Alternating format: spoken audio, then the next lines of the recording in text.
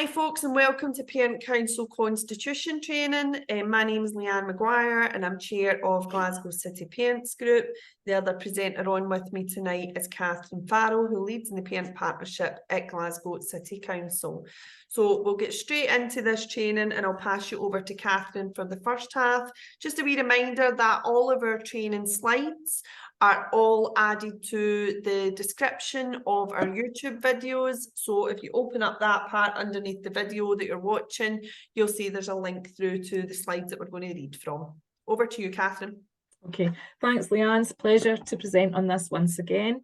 And some more detail on some of it can be found in Parent Council Essentials. You can mix and match the videos, but I'm going to take you through some of the basics on this. So we're starting with, what is the Parent Council set up to do? Well, the Parent Council is a group of parents selected by members of the Parent Forum, and it's worth just unpacking all the terminology because there's been much confusion over this.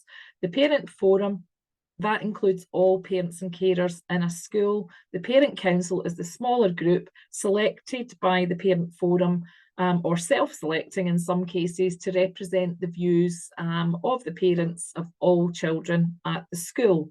So, you know, it's not rocket science to work out that the Parent Council must talk and listen to parents at the school, and it should be about talking to, you know, not just a select group at the school gate. That's about finding ways to hear the views of all parents and carers in the school. And it's not that you have to be there for every gripe and moan that parents have. It may be that you have decided what your Parent Council work plan is, and you need to hear the views of parents and carers on specific items. So you would take the initiative and you would maybe either survey them at an event, or you'd put up some kind of electronic survey and get the school to share that for you. So it's really important that you hear their views on specific issues, but also keep them informed about the things you're discussing on their behalf. And that's about having good general communication.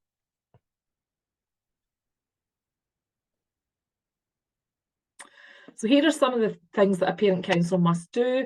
So there's not a lot of things that you have to do, but I still find that many Parent Councils in the city are doing some, but not all. Some are not doing too many. And then there are some Parent Councils who really have taken a lot of time to consider policies. They've watched all of our videos. They've taken all the hints and tips, followed the links that we've given them, and they've actually got very, very well organised Parent Councils. So as I said, you need to operate in an open manner. This is not a group that you have to attend to find out what's going on. The group is actually there to represent everybody, and they need to find a way to share minutes of meetings, share updates, and that bit, as I said earlier, about gathering views. So being open in the manner which you do that, and making sure that it's not parents saying, I'm going to join the Parent Council because I want to find out what's going on. If you have to join the Parent Council to find out what's going on, there is a failure of communication from that Parent Council. So to get that right, you need to tell parents who the members are, and you might do that by putting up some pictures in the school. Some people are a bit nervous about that, but you can let people know. Sometimes Parent Councils will produce a newsletter just after the AGM to say, here's our AGM report and here are our new members. How do we get in touch? Ideally through a generic email address that can be transferred from one group of parents in the Parent Council to another. The Parent Council must provide a copy of its constitution to the head teacher. That constitution should also be accessible to all parents and carers in the school. And if I had £1 for every time I have been contacted by a Parent Council to ask if I've got a copy of their constitution because they have no idea where it is, nobody in the school can find it. There's a failure there because your constitution is your set of rules. How do people know how long they're meant to remain on a Parent Council if nobody's actually paying any heed to the document because nobody has seen it for several years?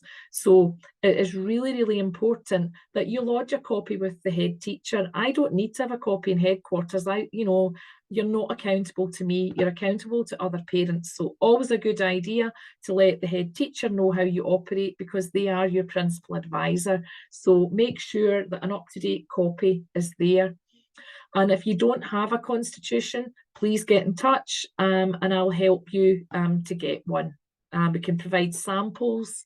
Leanne has included those links in lots of the slides. So following those links, you'll see the constitution of other schools who have been happy to share. So those parent councils have given everybody a bit of a step for a hint.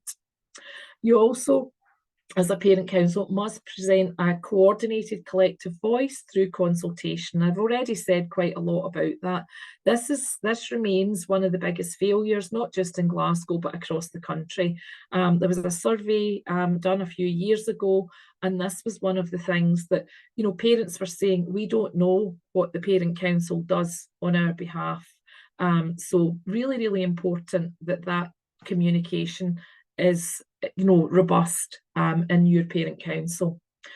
And it's not enough to report back to the parent forum, you know, once a year, as it says here. It should be more, but that is the minimum that's in the legislation. So if, you know, you're a parent council that's not even providing an AGM report, you know, on an annual basis, then you are actually in breach of the 2006 Act. So if a parent council is doing a good job, there should be regular ways. It might be that there's minutes posted on the school website. The parent council might use social media, but the important thing, you know, is that you do it in a manner that keeps everybody informed. So parent council constitution, we're going to go through each of these in turn. I'm going to tell you what the document is. I've already touched on why we need it and what some of the content should be on that. So it's a governance document or a set of rules laying out the functions and operations of your parent council. And it sets out the purpose and the aims of your group and how you're going to achieve them. So it's an absolutely key document. It is the #1 document that a parent council needs to have, and it dictates how that group is going to operate. And it's a document that is drawn up by parents and carers in the school. You know, the parents and carers decide what the content of it is, and you must consult with everybody when either when you're changing your constitution, or if you've lost your constitution and you've got a new one, you need to actually consult with everybody to make sure that the constitution that you're proposing is acceptable to everybody. So as I said, you need it to define how you'll function and to comply with the legislation. Now, nobody's going to come round and check. Nobody from government's going to come and check. But at school level, people will start to criticise and, you know, to moan about the parent council if you actually don't operate properly. So you need to have that set of rules to define how you're going to work, and you need to let everybody in your school or your school community know that. And it defines the role and the remit of the parent council, and it lays out a consistent approach when conflicts or difficulties arise. So around things like how long should people be on? You know, some people might be saying, oh, that parent council's a clique. They've all been on it for years. So what should be happening is that when it comes to the AGM, should be looking at who, you know, how long people have been on, what is the term of office, and if you've been on for 2 years and it's a 2-year term of office, you need to step aside. Now, if no great rush of other volunteers comes, you may go back on, but the important thing is to have that noted and minuted at that meeting to say that, you know, Kathryn and Leanne had served their 2-year term of office. They both stepped aside at the AGM. However, there were still 6 unfilled vacancies on the parent council, and both have joined for another 2-year term. So it's about being clear about your processes, and also if Leanne and I are battling over who wants to be the chair of the group, you need to go back to your constitution. So how are you going to sort it out? You know, Leanne and I are not going to get in a boxing ring and sort it out that way. Are you going to vote for me or Leanne? Or are you going to put my name in a tub and Leanne's name in a tub and get a child to come along and randomly draw it? But you need to lay all of that down in your rules so that you're not sitting about at a meeting thinking, how do we do this? Because we've got these 2 people here who desperately want to be the chair, and how do we sort it out? So get it laid out and get it sorted out ahead of any difficulties. So it needs to be concise, accessible and easy to read. And I've been looking at some recently where people have asked me to help, and I've actually shown them examples of others that are more concise. So some of the aims and objectives were quite wordy. You're there to support the school. You're there to, provide support, feedback to the school, to work in partnership to make the school a better place. So have a look at some other constitutions. We've got samples there for you. And it may be that you want to try and simplify things a little bit. So it's your open statement about what you're going to do as a group, the powers of the parent council. So, what can it do and what can it not do? Who can be members? How many members? Are you going to have, 12 members, 12 parent members? Are you going to have 15? You want to make sure that your group doesn't become too big, because it can be difficult to chair something like that. But if you're meeting online and you've got great ways of actually managing the chat, then a bigger group's not a problem. But you need to decide what is right for your school community. If you've always struggled to get parents engaged and you've got about 4 or 5 members, you're not going to increase your constitution to having 20 members, because you're probably never going to achieve that. So you need to think carefully about, the membership that suits your context. How many meetings are you going to have? How often are you going to meet? It's generally stated that you'll meet at least once per term, but a parent council can then meet twice per term. But it's good to decide how many, what's your minimum of meetings every year. And then, when it comes to that, you think, right, okay, we need to have at least one a term, or we're going to have 6 across the year or 7 across the year. Then you have to look at that. And when you're scheduling your meetings, you need to take that into account.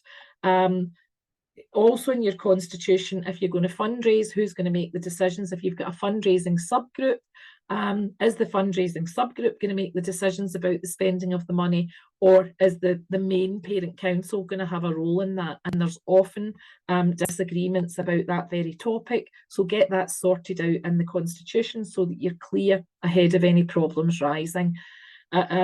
So how are you going to make decisions, and making any changes to your constitution? It needs to be agreed by your parent body. So, if we have a parent council where they're saying we want to actually change it because we've got a lot of volunteers and our parent council says it can have a maximum of 8 or 9 members, we'd like to increase it to 12. You would put that change out to the parent body. You'd let them know that you're going to increase the size, and you ask for feedback. And if nobody gets back to you, then generally you'd be doing that ahead of an AGM, but you can do it at any other time. But you do need to consult. You might have an EGM to sort things like that out, but you can't do it without consulting the parents that you represent. So what else should it include? I've already touched on some of this. How many members? What's your minimum number? What's your maximum? I sometimes go out to parent councils where they're really struggling to get people involved, and there's 3 parents, and I ask to see their constitution, and it says their minimum number's 4. So that parent council really isn't meeting the minimum requirements for its set of rules. It's hard to sustain a parent council with only 3 people. So when you're setting out your constitution, how low could your number go for it to be sustainable, and how big should you make that number, bearing in mind that big meetings can be hard to chair. How long would parents be on? It tends to be either 2 years or 3 years. 1 year's maybe not enough to get into, really getting to know the task in hand. So most parent councils I know are 2 or 3 years, but we don't tell you that. You decide that at local level. School boards used to serve for 4 years. A lot of people said it was too long. I think that's why we've ended up with 2 years being the most common, but some parent council members are actually selected to be on the parent council for 3. So how do we select or elect? And that's if, it might be that you've got 12 spaces and you get 10 volunteers. Well, everybody would then come on to serve that term of office. But if you have maybe 12 spaces and you don't want to increase it because you think that your meetings are efficient with that, and you can find other ways to include any other volunteers, maybe in subgroups. But if you have a parent council where you've got lots and lots of people who want to join, then you might have to have a drawing names out of the hat. And I've been at those meetings where we had 2 schools coming together and everybody on the individual parent councils wanted to be on the combined parent council. So we had 16 spaces on that one, but we had 22 volunteers. So what we did was we got a child to be, all the names went in the hat and we drew the names out. So we got the first 16. We then drew out the number 17, number 18. We had them in order. And then when people stopped attending, as is inevitable with a group of that size, we could go to the others and we got them to come and join. So I think everybody eventually got on, but we needed to have a fair process because there were just too many people for the group at that time. Then another decision is about having co-opted members. Co-opted members are invited members. And that's, are you going to have a staff member co-opted on? If you're in a secondary school, are you going to co-opt on a senior pupil? Are you going to have people co-opted on from your community? But you would lay out in your constitution who can be co-opted. Sometimes schools will, if they've got maybe a link with 1 or 2 nurseries where all the children come from, they sometimes have a co-opted place for one of the local nurseries, because it's only parents in nursery classes that are included as part of the school and can be core members. So I have seen parent councils co-opting on so that they start to grow their parent council from that early stage. So they've got somebody along representing the views of parents who are going to be coming to the school. It's a good way to start to engage with them and get them in as members once they're actually in the school. Do you need subgroups? It's up to you. You might want to put certain things. I've seen subgroups on things like transport, road traffic, fundraising. It all depends what your priorities are as a parent council. And if you've got some topic or some item that's taking up all your time at your parent council meetings and you can't get through your business, you might then decide that a subgroup is appropriate. But have the terms of operation for your subgroup laid out in your constitution as per the examples that we can provide. So how do you select and elect? I would be saying try not to have elections. People don't like to put themselves forward for, you know, being voted on. That any kind of, where selection is required, it is always better to do it by some random method, because people, if that's been done openly and it's seen to be fair, nobody argues with it. How often should you meet? And I think that's a really important point at the end about dealing with poor attendance and conduct at meetings. We have people who join parent councils and then they aren't seen for months, and people are, you know, the members are saying, well, they never come. I asked the question, when did you last see them? How many meetings have they missed? Have you got something in your constitution about missing meetings? You know, maybe if you missed 3 meetings without providing a reasonable excuse, people can become ill. They might go off to have treatment. They want to come back. They need to know that they are going to recover and come back into the parent council. So I think it's where people disappear without any explanation. You may then, as a parent council, decide to write to them to say, I notice that you've missed 3 meetings as per our constitution. You know, it would now be, you would now be deemed to have left the parent council. However, if you have plans to return, can you please get in touch with the chair to discuss? So really important to deal with that, and also to have a clause in about how you're going to deal with people who behave badly at meetings, because nobody as a volunteer comes along to have these acrimonious meetings. Head teachers, as your advisor, don't come along to be shouted at. I've seen and heard all of this, and we've had to go along that you need to have something in there if somebody keeps coming and disrupting meetings and behaving badly, and the majority of the parent council agree, there are ways to remove them, but you would generally be seeking advice from that, and I tend to get involved in those situations. So make sure it's all covered in your constitution and we'll help you with it, but don't wait until you have a problem before you do it. Okay, so who can change your constitution?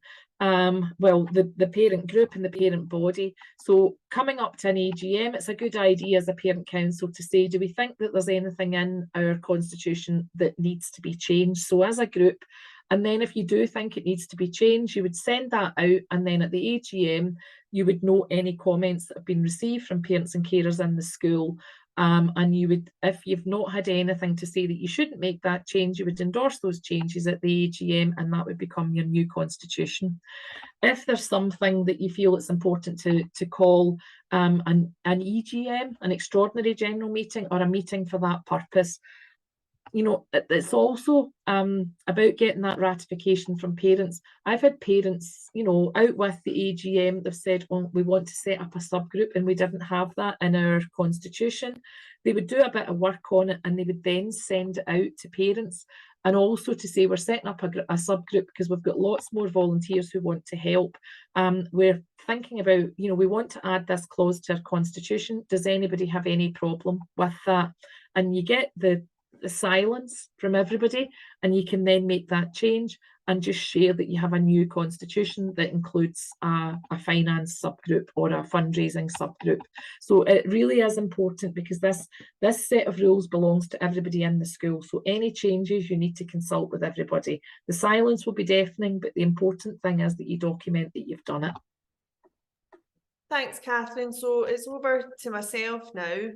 And in terms of, just to kind of reiterate a wee bit of what Kathryn said there, when you're, because I feel like there's times where I'm hearing this isn't being done. When you are coming up to your AGM, when you advertise your AGM and you put out, hopefully you're putting out your agenda, like whether that's on social media or through the school, through group call email, or whatever way you do it. If you are editing or creating a new constitution, at that point, that's when you should be sharing that constitution with your parent forum as well. Don't wait until your AGM, because there's nothing worse when you go along to a meeting, particularly if it's your first meeting, and you're sitting there with a big chunk of paperwork and you're expected to quickly scan through that while someone is also talking to you. And then approve that constitution or not. So to make things easier for everyone involved, when you have agreed on any changes at your parent council meeting, what you would then normally do is make a copy of that constitution available. So ideally, maybe it's stored online somewhere, and then you highlight the suggested changes. And then it means when you get to your AGM, it's literally just a case of asking the question, does everyone agree to the suggested changes to the constitution? And it's a yay or a nay. And it just makes life simpler, because then you're not hopefully going to have to go through and discuss all that. About probably 98% of the time, most folk will just say, yeah, that's fine. You might get the odd parent that might say, I object to that. But at least if it's only one point, then you can kind of discuss that and maybe explain why you're making that change, but it means you're not having to go through like page after page. So it's just a wee tip that hopefully makes life a bit easier for you.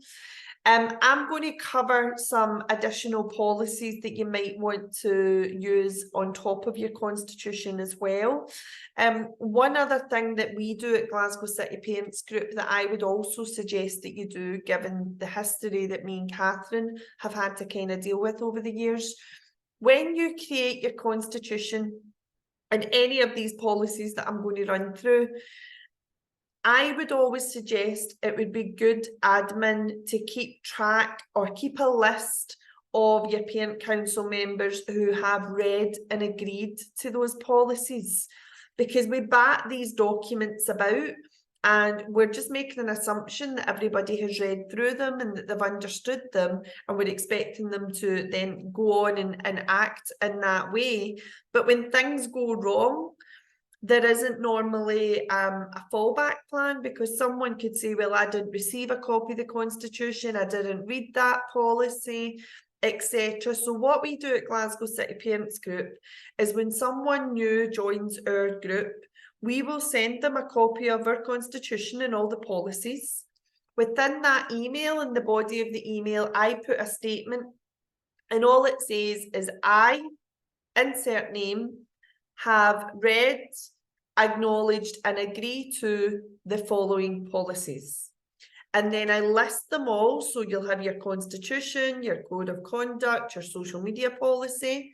Make sure you version them all, because again, people lose track of what one will be using, what's our correct constitution. So ideally you should have like constitution version 1, version 1.2, version 1.3, or version 1, version 2, version 3, whatever, or you've got a date on it, something that lets you know that's the right one you should be working from.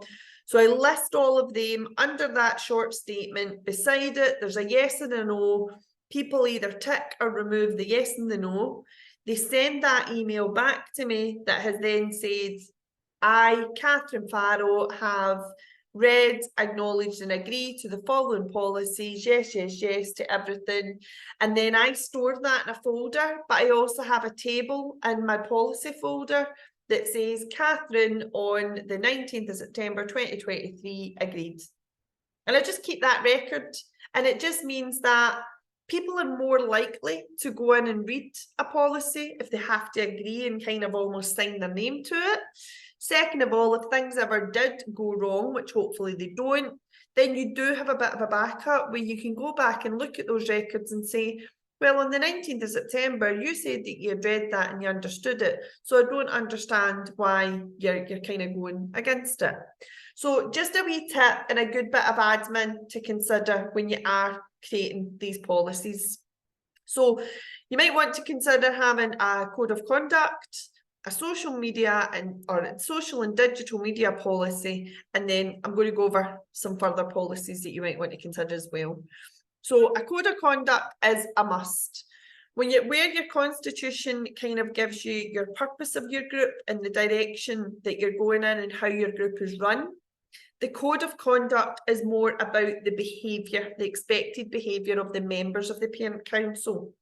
And we've all heard horror stories of parent councils erupting and all arguing with each other, disagreements that can turn nasty, etc. So if you've got a nice clear code of conduct in place, then everybody who's joining your parent council knows what you expect of them and what they should expect of everyone else. It also sets out how any breaches of that code will be resolved by and by whom. So again, don't be leaving it all just to your chair to sort out. That's not a great position to be in. I've been there myself. So if you have got it clearly set out, so an example would be like Kathryn's just said, for example, the attendance. So if someone was repeatedly like turning up to say one meeting, not coming in for two, turning up again, maybe they were being really disruptive in your meetings. If there's things laid out in your code of conduct and then how to deal with that, so maybe you want to say, like, if the code of conduct is breached, you maybe want to give somebody 3 strikes and they're out, so you'd give them 2 warnings and then you ask them to step down. Or you might be like me, I don't mess around, so I'll just say you'll get 1 warning and then I would be asking you to step down, because personally I feel 1 warning is enough. You have a policy to follow, but at least if it's something clear to follow, in that moment in time when everything's a bit heated and there's drama happening, you can refer back to your documents that will keep you in the right path. It also takes the personal element out of it. So it means that individuals are not making these decisions personally about someone. You're just following the constitution and the policies that you all agreed to. So again, this is another must-have policy for every parent council, because I would really be surprised if there is a parent council across the city or across the country that is not using either social media or some form of digital communication in some way or other.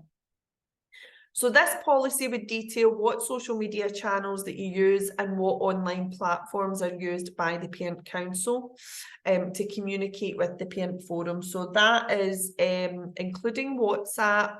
A social and digital media policy would also be including your email as well.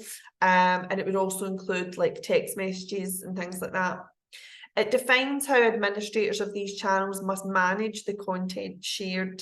So if you've got a policy like this in place, it will definitely help to build trust from your school and from your head teacher, because they know then that you are thinking around the risks of using some of these tools. It should also outline how members should conduct themselves online. So again, social media for schools and parent councils should not be a venting ground for everyone. It should not be a place to attack each other. We are all volunteers in this role, and we're just trying to do the best for our school. We give up our free time to be able to do this. And we should definitely expect to be in that role and not either be verbally abused or threatened or physically abused or threatened, or any of our family or any of the staff at school for that matter. So this policy would detail out how you would conduct yourself in terms of using any of these communication tools. It also, like I said, it reminds members of an implied duty of trust and confidence between the school and the parent council, because some of the relationship breakdown that we see across schools and parent councils is because parent councils have maybe not been able to contain or keep control of their social media tools that they're using or their communication tools. And it's maybe resulted in school staff being spoken about publicly in a negative way, and that really takes the trust away between the school and the parent council, and the parent council really relies on that trusting partnership. So when that relationship starts to break down, it becomes really difficult to function as a parent council. So we don't ever want to see you get in that situation. But I just also want to remind everybody that when you are using any form of email or social media, including WhatsApp, Facebook Messenger, all these kind of private messaging platforms as well, if you're using it for parent council business, please conduct yourself in a professional way, because you're representing the parent council. Whatever you do on your own personal social media privately or communication channels privately, that's up to you. Like, we kind of have no control over that.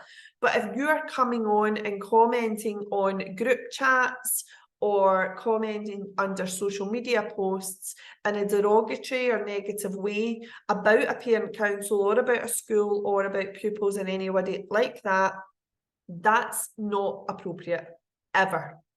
And we would also be expecting then chair, vice chair, secretary, whoever is involved in kind of enforcing, I suppose, the constitution and the policies, we would be expecting you to step in and control that situation and not let it get so out of hand that either myself or Kathryn need to step in and try and resolve it all. That's why it's so important to have all these policies in place and that people agree to them. Another few policies that I would say are a must is a digital protection policy. Again, I would be extremely shocked and surprised if there was a parent council across the country that is not collecting any sort of personal data from parents.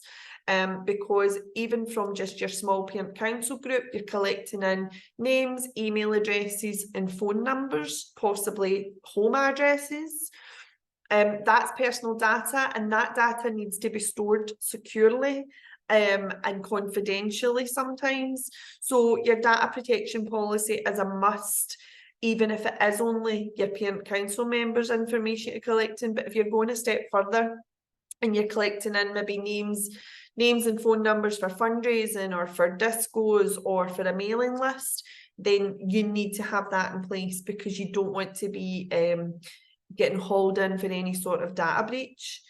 I would also highly recommend that you set a complaints policy in place before you need it, because you'll never need it until you need it.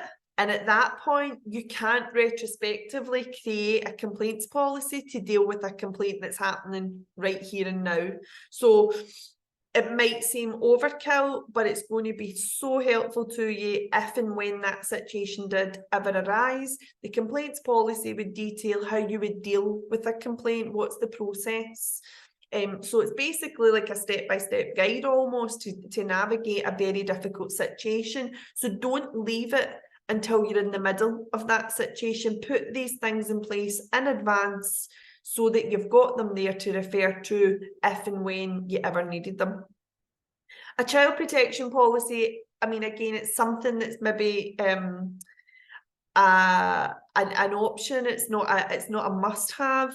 Probably more so for primary schools, because in primary schools parent councils are involved a lot in organising events and maybe in charge of some of the children. So we would put the child protection policy in place for your benefit, for your safety, and also for the safety of the children. If you are going to be in charge of children during any events like that and teachers are not leading it, please make sure that you do have up-to-date PVG checks in place.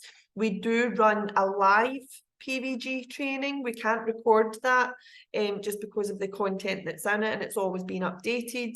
So make sure that you come along to our online live PVG training when it's advertised. And if you are holding any events like that, that you make sure that you know the process in terms of how to apply for a PVG or an update, and then put the child protection policy in place. And then equality and fairness one, that's one that we've got on our group at GCPG.